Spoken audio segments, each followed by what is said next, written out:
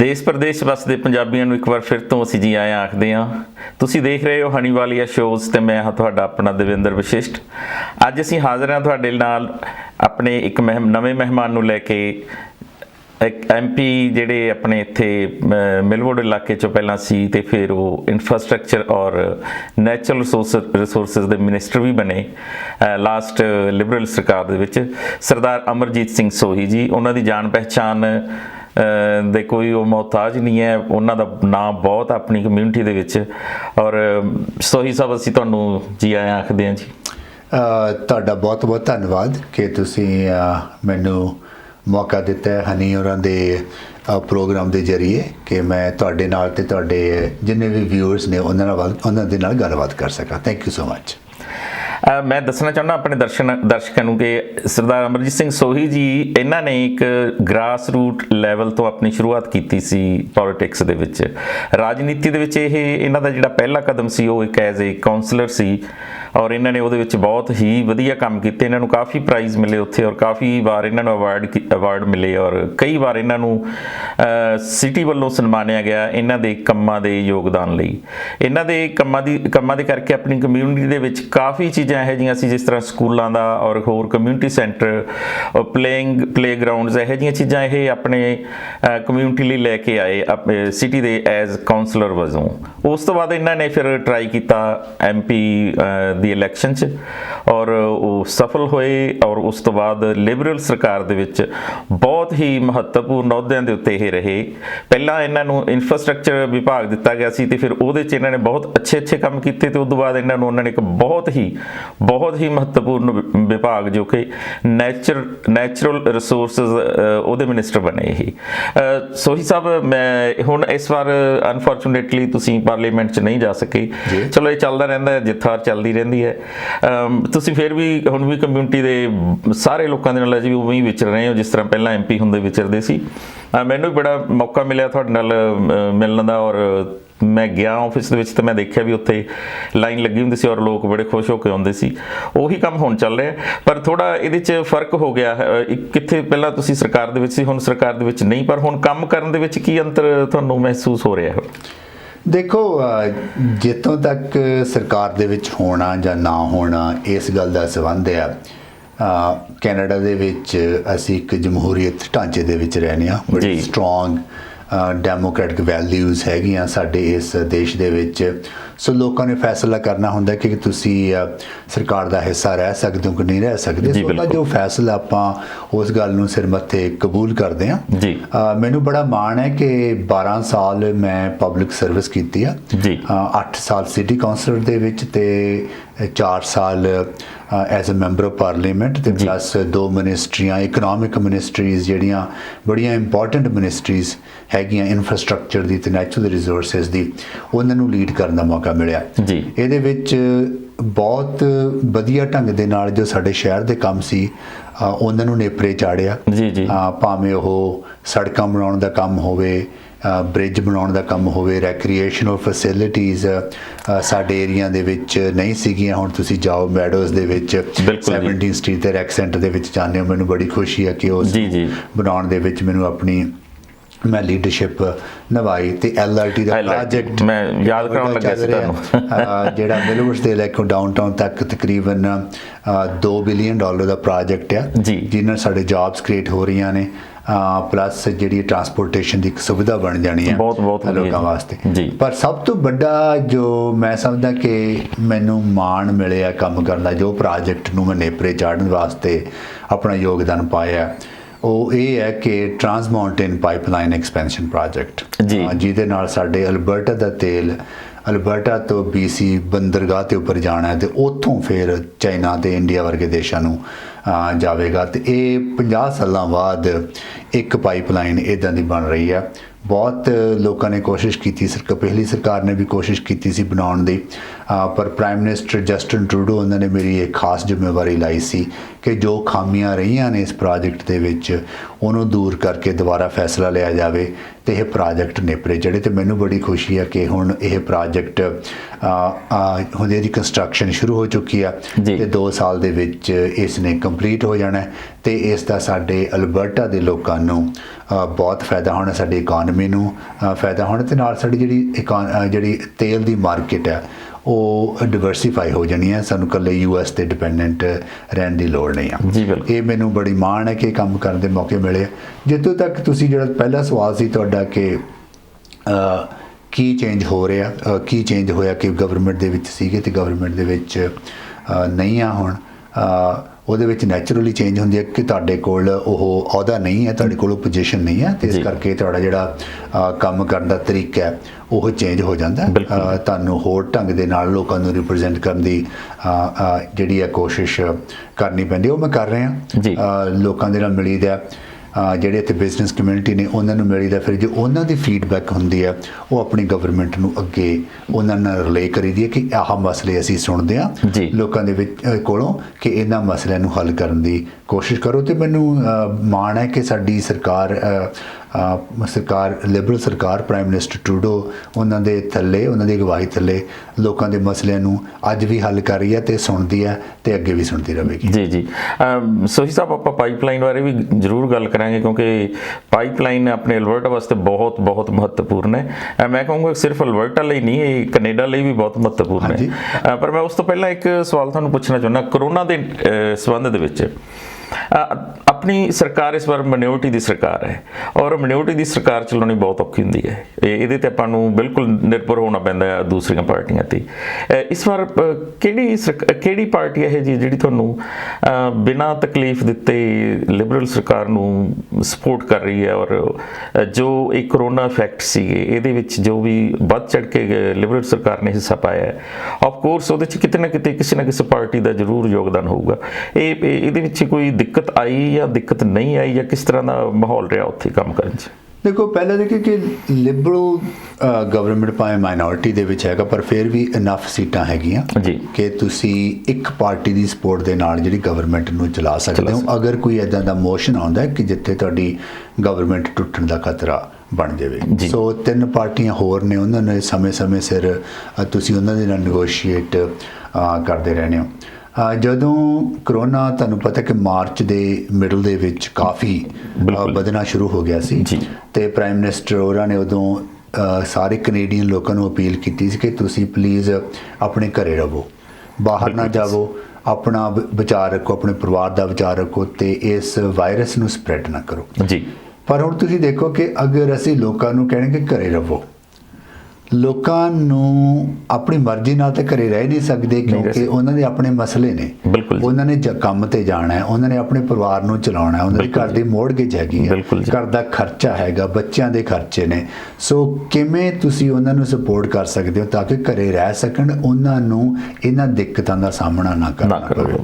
ਸੋ ਉਸ ਵੇਲੇ ਭਾਵੇਂ ਮੈਂ ਗਵਰਨਮੈਂਟ ਦੇ ਵਿੱਚ ਨਹੀਂ ਸੀ, ਬਹੁਤ ਲੋਕਾਂ ਦੇ ਫੋਨ ਕਾਲ ਆਉਂਦੇ ਸੀ ਇਸ ਸੰਬੰਧ ਦੇ ਵਿੱਚ ਕਿ ਕੋਈ ਇਸ ਤਰ੍ਹਾਂ ਦਾ ਪ੍ਰੋਗਰਾਮ ਹੋਣਾ ਚਾਹੀਦਾ ਕਿ ਜਿਹਦੇ ਸਾਨੂੰ ਪੱਕੀ ਇਨਕਮ ਹੋਵੇ, ਜਿਹਦੇ ਨਾਲ ਸਾਨੂੰ ਪਤਾ ਵੀ ਕਿ ਇੰਨੇ ਪੈਸੇ ਸਾਨੂੰ ਆਉਣੇ ਤਾਂ ਕਿ ਅਸੀਂ ਘਰੋਂ ਬਾਹਰ ਸਾਨੂੰ ਜਾਣ ਦੀ ਲੋੜ ਨਾ ਹੋਵੇ ਤੇ ਅਸੀਂ ਆਪਣੇ ਖਰਚੇ ਪੂਰੇ ਕਰ ਸਕੀਏ। ਸੋ ਪ੍ਰੋਗਰਾਮ ਜਿਹੜਾ ਗਵਰਨਮੈਂਟ ਨੇ ਸ਼ੁਰੂ ਕੀਤਾ, ਕੈਨੇਡਾ ਐਮਰਜੈਂਸੀ ਰਿਸਪੌਂਸ ਬੈਨੀਫਿਟ, ਜਿਹਦੇ ਨਾਲ $2000 ਹਰ ਵਿਅਕਤੀ ਨੂੰ ਜਿਹਦੇ ਕੋਲ ਜੌਬ ਨਹੀਂ ਸੀ, ਘਰੇ ਰਹਿੰਦੇ ਸੀ ਤੇ ਉਹਨਾਂ ਨੂੰ ਮਿਲ ਰਿਹਾ ਸੀ, ਅੱਜ ਵੀ ਮਿਲ ਰਿਹਾ। ਤੇ ਫਿਰ ਜਿਹੜੇ ਸਮਾਲ ਬਿਜ਼ਨਸ ਸੀਗੇ ਉਹਨਾਂ ਨੇ ਹੁਣ ਆਪਣੇ ਦੇਖੋ ਰੈਂਟ ਤੇ ਪੇ ਕਰਨਾ, ਉਹਨਾਂ ਨੇ ਆਪਣੇ ਜਿਹੜੇ ਖਰਚੇ ਉਹ ਵੀ ਚਲਾਉਣੇ ਆ। ਅਗਰ ਬਿਜ਼ਨਸ ਬੰਦ ਹੋ ਗਿਆ ਤੇ ਸਰਕਾਰ ਦੀ ਜ਼ਿੰਮੇਵਾਰੀ ਬਣਦੀ ਹੈ ਕਿ ਉਹਨਾਂ ਨੂੰ ਹੈਲਪ ਕੀਤਾ ਜਾਵੇ। ਸੋ ਜਿਹੜੇ ਲੋਨ ਫ੍ਰੀ ਲੋਨ ਕੀਤੇ ਅਤੇ ਪਲੱਸ ਜਿਹੜੀ ਵੇਜ ਸਬਸਿਡੀ, ਅਗਰ ਤੁਹਾਡੇ ਕੰਮ ਲੋਕੀ ਤੁਹਾਡੀ ਬਿਜ਼ਨਸ ਦੇ ਵਿੱਚ ਕੰਮ ਕਰ ਰਹੇ ਨੇ ਪਰ ਤੁਸੀਂ ਉਹਨਾਂ ਨੂੰ ਪੇ ਕਰਨਾ ਅਫੋਰਡ ਨਹੀਂ ਕਰ ਸਕਦੇ ਪਰ ਉਹਨੂੰ ਕੰਮ ਤੇ ਰੱਖਣਾ ਚਾਹੁੰਦੇ ਤਾਂ 75% ਜਿਹੜੀ ਹੈ ਤੁਹਾਡੀ ਵੇਜ ਦੀ ਸਬਸਿਡੀ ਆ ਉਹ ਗਵਰਨਮੈਂਟ ਦੇਣੀ ਹੈ। ਸੋ ਇਹ ਜਿਹੜੇ ਪ੍ਰੋਗਰਾਮ ਨੇ ਇਹਨਾਂ ਦਾ ਬਹੁਤ ਫਾਇਦਾ ਹੋਇਆ ਲੋਕਾਂ ਨੂੰ ਤੇ ਉਹਦਾ ਨਤੀਜਾ ਅੱਜ ਆਪਾਂ ਦੇਖ ਰਹੇ ਹਾਂ ਕਿ ਕੈਨੇਡਾ ਦੇ ਵਿੱਚ ਸਭ ਤੋਂ ਵੱਧ ਕੰਟਰੋਲਡ ਹੈ ਕਰੋਨਾ ਵਾਇਰਸ ਦੀ ਜਿਹੜੀ ਸਪਰੈਡ। ਹੁਣ ਅੰਡਰ ਕੰਟਰੋਲ ਇਸ ਤਰ੍ਹਾਂ ਹੈਗਾ ਕਿ ਕਿਤੇ ਹੈਲਥ ਕੇਅਰ ਸਿਸਟਮ ਪਰ ਸਾਡਾ ਬੜਾ ਵਧੀਆ ਤੇ ਦੂਸਰਾ ਕਿ ਗਵਰਨਮੈਂਟ ਸਪੋਰਟ ਕਰ ਰਹੀਆਂ ਨੇ। ਸੋ ਸਾਰੀਆਂ ਗਵਰਨਮੈਂਟਸ ਨੂੰ ਮੈਂ ਤਾਂ ਸਮਝਦਾ ਕਿ ਇਸ ਗੱਲ ਦੇ ਵਿੱਚ ਸਾਨੂੰ ਉਹਨਾਂ ਦਾ ਧੰਨਵਾਦ ਕਰਨਾ ਚਾਹੀਦਾ ਸ਼ਹਿਰੀ ਦੀਆਂ ਮਿਊਨਿਸਪਲ ਗਵਰਨਮੈਂਟਸ ਤੋਂ ਲੈ ਕੇ ਪ੍ਰੋਵਿੰਸ਼ੀਅਲ ਗਵਰਨਮੈਂਟ ਤੋਂ ਲੈ ਕੇ ਆਬਵੀਅਸਲੀ ਜਿਹੜੀ ਸਾਡੀ ਫੈਡਰਲ ਗਵਰਨਮੈਂਟ ਹੈ ਉਹਨੇ ਇਸ ਵਿੱਚ ਬੜਾ ਵੱਡਾ ਯੋਗਦਾਨ ਨਿਭਾਇਆ। ਮੈਂ ਦਰਸ਼ਕਾਂ ਨੂੰ ਦੱਸਣਾ ਚਾਹੂੰਗਾ ਜੀ ਕਿ ਇਸ ਵਕਤ ਦੇਸ਼ ਪ੍ਰਦੇਸ਼ 'ਚ ਨਹੀਂ ਸਾਰੀ ਦੁਨੀਆ ਦੇ ਵਿੱਚ ਹੀ ਇਸ ਗੱਲ ਦੀ ਚਰਚਾ ਹੈ ਵੀ ਕੈਨੇਡਾ ਦੀ ਸਰਕਾਰ ਨੇ ਜੋ ਕੰਟਰੋਲ ਕੈਨੇਡਾ ਦੇ ਵਿੱਚ ਕੋਵਿਡ ਦੇ ਦੌਰਾਨ ਕੀਤਾ ਉਹ ਸ਼ਲਾਘਾਯੋਗ ਹੈ। ਔਰ ਸਭ ਤੋਂ ਵੱਡੀ ਗੱਲ ਇਹ ਹੈ ਕਿ ਜਿਸ ਤਰ੍ਹਾਂ ਦੀ ਮਦਦ ਸਰਕਾਰ ਨੇ ਇੱਥੋਂ ਦੇ ਵਸਿੰਦਿਆਂ ਵਾਸਤੇ ਇੱਥੋਂ ਦੇ ਨਾਗਰਿਕਾਂ ਵਾਸਤੇ ਕੀਤੀ, ਉਹਨਾਂ ਨੂੰ ਫਾਈਨੈਂਸ਼ੀਅਲ ਸਪੋਰਟ ਕੀਤੀ, ਉਹਨਾਂ ਨੂੰ ਪੂਰੀ ਹਰ ਤਰ੍ਹਾਂ ਨਾਲ ਸਪੋਰਟ ਕੀਤੀ ਤਾਂ ਕਿ ਉਹ ਆਪਣੀ ਜਿਸ ਤਰ੍ਹਾਂ ਦੀ ਜ਼ਿੰਦਗੀ ਪਹਿਲਾਂ ਜੀ ਰਹੇ ਸੀ ਉਸ ਤਰ੍ਹਾਂ ਦੀ ਜ਼ਿੰਦਗੀ ਦੇ ਵਿੱਚ ਕੋਈ ਉਹਨਾਂ ਨੂੰ ਬਹੁਤੀ ਤਕਲੀਫ ਨਾ ਆਵੇ।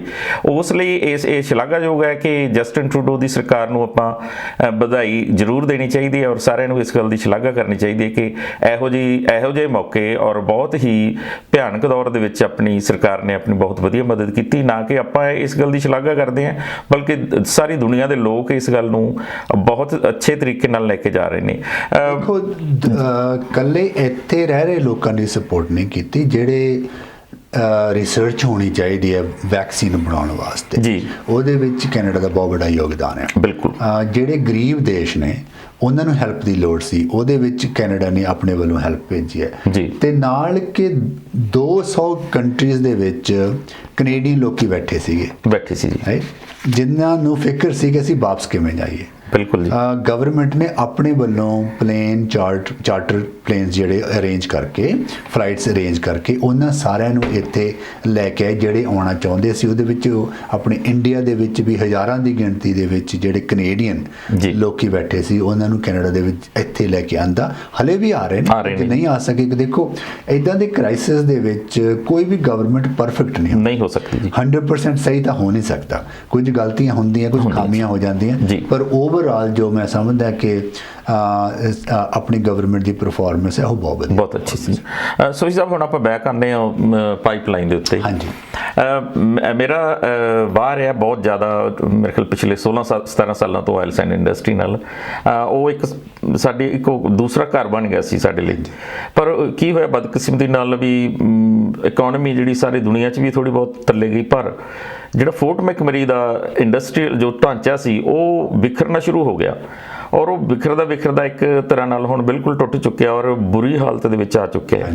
ਔਰ ਜੇ ਦੇਖਿਆ ਜਾਵੇ ਤਾਂ ਜਿਹੜਾ ਫੋਰਟ ਮੈਕਮਰੀ ਸੀ ਉਹ ਨਾ ਸਿਰਫ ਐਲਬਰਟਾ ਨੂੰ ਮੋਨੀਟਰੀ ਹੈਲਪ ਕਰ ਰਿਹਾ ਸੀ, ਉਹ ਸਗੋਂ ਆਪਣੇ ਫੈਡਰਲ ਗਵਰਨਮੈਂਟ ਦੇ ਜਿਹੜੇ ਖਜ਼ਾਨੇ ਸੀ ਉਹ ਵੀ ਭਰਪੂਰ ਕਰ ਰਿਹਾ ਸੀ। ਇਸ ਤੋਂ ਪਹਿਲਾਂ ਲਿਬਰਲ ਸਰਕਾਰ ਤੋਂ ਪਹਿਲਾਂ ਪੀਸੀ ਦੀ ਸਰਕਾਰ ਸੀ। ਕਿਤੇ ਲੱਗਦਾ ਤੁਹਾਨੂੰ ਵੀ ਪੀਸੀ ਦੀ ਸਰਕਾਰ ਤੋਂ ਲੈ ਕੇ ਲਿਬਰਲ ਸਰਕਾਰ ਆਉਂਦੇ ਤੱਕ ਉਹਨਾਂ ਵੱਲੋਂ ਵੀ ਇਸ ਬਹੁਤ ਹੀ ਗੋਲਡ ਮਾਈਨ ਜਿਹੜੀ ਆਪਾਂ ਕਹਿ ਸਕਦੇ ਹਾਂ, ਇੱਕ ਆਪਾਂ ਸੋਨੇ ਦਾ ਭੰਡਾਰ ਹੈ ਇਹ ਸੀਗਾ ਆਪਣਾ ਜੀ, ਕਾਲਾ ਸੋਨਾ ਇਹਨੂੰ ਕਹਿੰਦੇ ਸੀ, ਇਸ ਨੂੰ ਅੱਖੋਂ ਪਰੋਖੇ ਕਰ ਦਿੱਤਾ ਗਿਆ ਜਾਂ ਇਹਦੇ ਵੱਲ ਧਿਆਨ ਨਹੀਂ ਦਿੱਤਾ ਗਿਆ। ਤੇ ਉਹਦਾ ਰੀਜ਼ਨ ਇਹ ਹੋਇਆ ਵੀ 2018 ਦੇ ਕਰੀਬ 2018 ਦੇ ਵਿੱਚ $30 ਬਿਲੀਅਨ ਦੇ ਐਸੈਟ, $30 ਬਿਲੀਅਨ ਮਨੀ ਆਪਣੇ ਕੈਨੇਡਾ ਚੋਂ ਨਿਕਲ ਕੇ ਬਾਹਰ ਚਲੀ ਗਈ। ਉਹ ਰੋਕੀ ਜਾ ਸਕਦੀ ਸੀ, ਕੁਛ ਉਸ ਦੇ ਲਈ ਉਪਰਾਲੇ ਕੀਤੇ ਜਾ ਸਕਦੇ ਸੀ। ਮੇਰਾ ਕੁਐਸਚਨ ਇਹ ਹੈ ਵੀ ਕਿੱਥੇ ਗਲਤੀ ਹੋਈ ਆਪਾਂ ਤੋਂ, ਵੀ ਕਿਤੇ ਕੋਈ ਨਾ ਕੋਈ ਕਮੀ ਰਹੀ ਹੈ ਸਰਕਾਰਾਂ ਤੋਂ। ਦੇਖੋ ਤੇਲ ਦਾ ਜਿਹੜਾ ਰੋਲ ਹੈ ਪੂਰੀ ਦੁਨੀਆ ਦੇ ਵਿੱਚ ਤੇ ਕੈਨੇਡਾ ਦੇ ਵਿੱਚ, ਤੁਸੀਂ ਫੋਰਟ ਮੈਕਮਰੀ ਦਾ ਜ਼ਿਕਰ ਕੀਤਾ, ਪੂਰੇ ਐਲਬਰਟਾ ਦਾ ਰੋਲ ਬਹੁਤ ਵਧੀਆ ਰਿਹਾ। ਇੱਕ ਤਾਂ ਤੇਲ ਦੀ ਸਪਲਾਈ ਵਾਸਤੇ, ਕਿਉਂਕਿ ਇਹ ਇਕਨੋਮੀ ਨੂੰ ਚਲਾਉਣ ਵਾਸਤੇ ਬਹੁਤ ਜ਼ਰੂਰੀ ਹੈ, ਤੇ ਨਾਲ ਜੋ ਰੈਵਨਿਊ ਜੋ ਮੁਨਾਫਾ ਉਹਦੇ ਵਿੱਚੋਂ ਹੋਇਆ, ਉਹਦੇ ਨਾਲ ਜਿਹੜੀਆਂ ਸਰਕਾਰਾਂ ਨੂੰ ਟੈਕਸ ਦੇ ਵਿੱਚ ਫਾਇਦਾ ਹੋਇਆ, ਉਹਦੇ ਨਾਲ ਸਾਰੇ ਕੈਨੇਡਾ ਦੇ ਲੋਕਾਂ ਨੂੰ ਇਸ ਗੱਲ ਦਾ ਫਾਇਦਾ ਹੋਇਆ। ਇਸ ਗੱਲ ਨੂੰ ਸਾਰੇ ਰੈਕਗਨਾਈਜ਼ ਕਰਦੇ ਆ। ਪਰ ਜਿਹੜਾ ਚੈਲੰਜ ਆਪਾਂ ਅੱਜ ਇੱਥੇ ਫੇਸ ਕਰ ਰਹੇ ਹਾਂ ਅਲਬਰਟਾ ਦੇ ਵਿੱਚ ਤੇਲ ਅਤੇ ਗੈਸ ਦੇ ਸੰਬੰਧ ਦੇ ਵਿੱਚ, ਇਹਦੀ ਸ਼ੁਰੂਆਤ 2014 ਦੇ ਵਿੱਚ ਹੋਈ ਜੀ। ਬਿਲਕੁਲ 2014 ਦੇ ਵਿੱਚ ਜਦੋਂ ਦੁਨੀਆ ਦੇ ਵਿੱਚ ਤੇਲ ਦੀਆਂ ਕੀਮਤਾਂ ਡਿੱਗੀਆਂ ਜੀ, ਉਸ ਤੋਂ ਬਾਅਦ ਦੁਨੀਆ ਨੇ ਜਿਹੜਾ ਸਸਤਾ ਤੇਲ ਸੀ ਉਹ ਖਰੀਦਣਾ ਸ਼ੁਰੂ ਕਰ ਦਿੱਤਾ ਤੇ ਅਨਫੋਰਚੂਨਟਲੀ ਜਿਹੜਾ ਸਾਡਾ ਤੇਲ ਹੈ ਕੈਨੇਡਾ ਦਾ ਉਹ ਦੂਜੇ ਦੇਸ਼ਾਂ ਦੇ ਤੇਲ ਨਾਲੋਂ ਮਹਿੰਗਾ ਪੈਂਦਾ ਕਿਉਂਕਿ ਪ੍ਰੋਡਕਸ਼ਨ ਮਹਿੰਗੀ ਹੈਗੀ ਆ। ਤੇ ਦੂਸਰਾ ਜਿਹੜਾ ਚੈਲੰਜ ਸੀ ਟਰਾਂਸਪੋਰਟੇਸ਼ਨ ਦਾ ਜੀ। ਜਿਵੇਂ ਪਹਿਲਾਂ ਗੱਲ ਕੀਤੀ ਸੀ ਕਿ ਪਹਿਲੇ 20 ਸਾਲਾਂ ਤੋਂ ਜਿਹੜੀਆਂ ਖਾਸ ਕਰਕੇ ਪਹਿਲੇ 15 ਸਾਲਾਂ ਤੋਂ ਕੋਈ ਵੀ ਇੱਦਾਂ ਦੀ ਮੇਜਰ ਪਾਈਪਲਾਈਨ ਨਹੀਂ ਬਣੀ ਜਿਹੜੀ ਸਾਡੇ ਤੇਲ ਨੂੰ ਅਮਰੀਕਾ ਤੋਂ ਸਿਵਾਏ ਦੂਜੇ ਦੇਸ਼ਾਂ ਦੇ ਹਾਂਜੀ। ਇਸ ਵੇਲੇ ਅਸੀਂ ਜਿਹੜਾ ਤੇਲ ਵੇਚਦੇ ਹਾਂ ਉਹਦਾ 99% ਜਿਹੜਾ ਤੇਲ ਹੈ ਸਾਡਾ ਅਲਬਰਟਾ ਦਾ ਉਹ ਯੂਐਸ ਨੂੰ ਜਾਂਦਾ। ਜੀ ਬਿਲਕੁਲ, ਸਾਡੇ ਕੋਲ ਇੱਕ ਕਸਟਮਰ ਹੈ, ਬਿਲਕੁਲ ਉਹੀ ਕਸਟਮਰ ਪਹਿਲੇ 15-20 ਸਾਲਾਂ ਤੋਂ ਸਾਡਾ ਕੰਪੈਟੀਟਰ ਵੀ ਬਣ ਗਿਆ ਜੀ, ਕਿਉਂਕਿ ਉਹਨਾਂ ਨੇ ਆਪਣਾ ਤੇਲ ਕੱਢਣਾ ਕੱਢ ਲਿਆ ਜੀ ਉਹਨਾਂ ਨੇ, ਸ਼ੇਲ ਆਇਲ। ਤੁਸੀਂ ਆਪ ਸੋਚੋ ਕਿ ਜਿਹੜੇ ਦੇਸ਼ ਆਪਣੀ ਲੋੜ ਆਪ ਪੂਰੀ ਕਰ ਰਹੇ ਆ ਜੀ, ਉਹ ਤਾਤੋਂ ਤੇਲ ਕਿਉਂ ਖਰੀਦੇਗਾ? ਜੇ ਖਰੀਦੇਗਾ ਤਾਂ ਘੱਟ ਪ੍ਰਾਈਸ ਤੇ ਖਰੀਦੇਗਾ। ਮੈਂ ਇੱਥੇ ਤੁਹਾਨੂੰ ਰੋਕੂੰਗਾ ਜੀ ਇੱਕ ਵਾਰੀ, ਤੁਹਾਡੀ ਗੱਲ ਦੇ ਵਿੱਚ ਮੈਂ ਗੱਲ ਕਰ ਰਿਹਾ ਵੀ ਉਹ ਆਤਮ ਨਿਰਭਰ ਹੋ ਚੁੱਕਿਆ ਜੀ ਯੂਐਸ। ਆਪਾਂ ਆਪਣੇ ਕੋਲੇ ਤੇਲ ਬਹੁਤ ਹੈ, ਆਪਾਂ ਇਹਦੇ ਤੇ ਕਿਉਂ ਆਤਮ ਨਿਰਭਰ ਨਹੀਂ ਹੋ ਰਹੇ? ਹਜੇ ਵੀ ਆਪਣੇ ਕੋਲੇ ਸਾਊਦੀ ਤੋਂ ਤੇਲ ਆ ਰਿਹਾ ਹੈ। ਦੇਖੋ ਉਹਦਾ ਕੀ ਰੀਜ਼ਨ ਹੈ? ਕੈਨੇਡਾ ਆਲਮੋਸਟ ਆਪਣੀ ਸੈਲਫ ਸਫੀਸ਼ੀਐਂਟ ਹੈਗਾ ਆਇਲ। ਬਿਲਕੁਲ ਜੀ, ਹਾਂ। ਰਾਈਟ, ਜਿਹੜੀ ਸਾਡੀ ਕੰਜ਼ੰਪਸ਼ਨ ਵੀ ਹੈਗੀ ਆ, ਆਲਮੋਸਟ 90% ਜੋ ਆਇਲ ਕੈਨੇਡੀਅਨ ਕੰਜ਼ਿਊਮ ਕਰਦੇ ਨੇ ਜੀ, ਉਹ ਕੈਨੇਡਾ ਦੇ ਵਿੱਚੋਂ ਆਉਂਦਾ ਜਾਂ ਯੂਐਸ ਦੇ ਵਿੱਚੋਂ ਆਉਂਦਾ ਜੀ। ਜਿਹੜਾ ਯੂਐਸ ਦੇ ਵਿੱਚੋਂ ਵੀ ਆਉਂਦਾ ਉਹ ਕਈ ਵਾਰ ਕੈਨੇਡਾ ਦੇ ਵਿੱਚੋਂ ਜਾ ਕੇ ਯੂਐਸ ਦੇ ਵਿੱਚ ਜਾ ਕੇ ਪਾਈਪਲਾਈਨ ਦੇ ਰਾਹੀਂ ਮੁੜ ਕੇ ਫਿਰ ਕੈਨੇਡਾ ਦੇ ਵਿੱਚ ਆਉਂਦਾ। ਸੋ ਸਾਊਦੀ ਅਰੇਬੀਆ ਤੋਂ ਬੜਾ ਥੋੜਾ ਆਇਲ ਆਉਂਦਾ ਹੈ ਕੈਨੇਡਾ ਦੇ ਵਿੱਚ, ਉਹ ਵੀ ਇੱਕ ਰਿਫਾਈਨਰੀ ਵਾਸਤੇ ਆਉਂਦਾ ਹੈ ਜੋ ਸੇਂਟ ਜੌਨ ਦੇ ਵਿੱਚ ਹੈਗੀ, ਨਿਊਫਾਊਂਡਲੈਂਡ ਦੇ ਵਿੱਚ। ਪਰ ਜਿਹੜਾ ਉੱਤੇ ਤੇਲ ਆਉਂਦਾ ਸਾਊਦੀ ਅਰੇਬੀਆ ਦੇ ਵਿੱਚ, ਉਹ ਕੈਨੇਡਾ ਦੀ ਕੰਜ਼ੰਪਸ਼ਨ ਵਾਸਤੇ ਨਹੀਂ ਆਉਂਦਾ, ਉਹ ਤੋਂ ਰਿਫਾਈਨ ਹੋ ਕੇ ਵਾਪਸ ਯੂਐਸ ਜਾਂਦਾ ਜੀ। ਸੋ ਇਹ ਬੜੀ ਗਲਤ ਫਹਿਮੀ ਹੈ ਕਿ ਲੋਕਾਂ ਦੇ ਵਿੱਚ ਇਨਫੋਰਮੇਸ਼ਨ ਹੈ ਕਿ ਨਹੀਂ ਅਸੀਂ ਸਾਊਦੀ ਅਰੇਬੀਆ ਤੋਂ ਤੇਲ ਲਿਆਉਣੇ, ਆਉਂਦਾ ਪਰ ਸਾਡੇ ਵਾਸਤੇ ਨਹੀਂ ਆਉਂਦਾ, ਉਹ ਅਮਰੀਕਾ ਵਾਸਤੇ ਆਉਂਦਾ। ਪਰ ਜਿਹੜਾ ਪੁਆਇੰਟ ਤੁਸੀਂ ਰੇਜ਼ ਕੀਤਾ ਉਹ ਇਹ ਹੈ ਕਿ ਸਾਡੇ ਕੋਲ ਕਸਟਮਰ ਇੱਕ ਆ ਜੀ, ਸਾਡੇ ਕੋਲ ਹੋਰ ਕਸਟਮਰ ਹੋਣੇ ਚਾਹੀਦੇ ਨੇ, ਤੇ ਉਹ ਕਸਟਮਰ ਤਾਂ ਹੀ ਹੋਣਗੇ ਜੇ ਅਸੀਂ ਆਪਣੇ ਤੇਲ ਨੂੰ ਸਮੁੰਦਰ ਤੱਕ ਪਹੁੰਚਾ ਸਕਦੇ ਹਾਂ ਤੇ ਉਤੋਂ ਫਿਰ ਟੈਂਕਰਾਂ ਦੇ ਰਾਹੀਂ ਦੂਜੇ ਦੇਸ਼ਾਂ ਦੇ ਵਿੱਚ ਪਹੁੰਚਾ ਸਕਦੇ ਹਾਂ। ਸੋ ਜਿਹੜੀ ਪਾਈਪਲਾਈਨ ਦੀ ਮੈਂ ਗੱਲ ਕੀਤੀ ਹੈ, trans mountain pipeline expansion project, ਉਹਦਾ ਬਣਨਾ ਬਹੁਤ ਜ਼ਰੂਰੀ ਹੈ।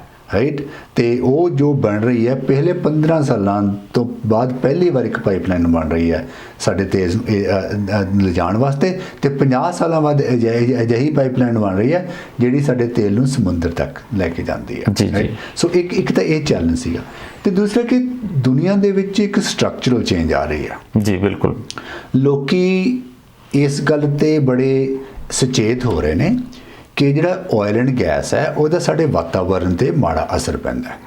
ਜੋ ਪੋਲੂਸ਼ਨ ਪੈਦਾ ਹੁੰਦਾ ਉਹਨੂੰ ਕੰਟਰੋਲ ਕਰਨ ਵਾਸਤੇ ਲੋਕੀ ਚਾਹੁੰਦੇ ਕਿ ਸਰਕਾਰਾਂ ਇਸ ਬਾਰੇ ਕਦਮ ਚੁੱਕਣ ਜੀ।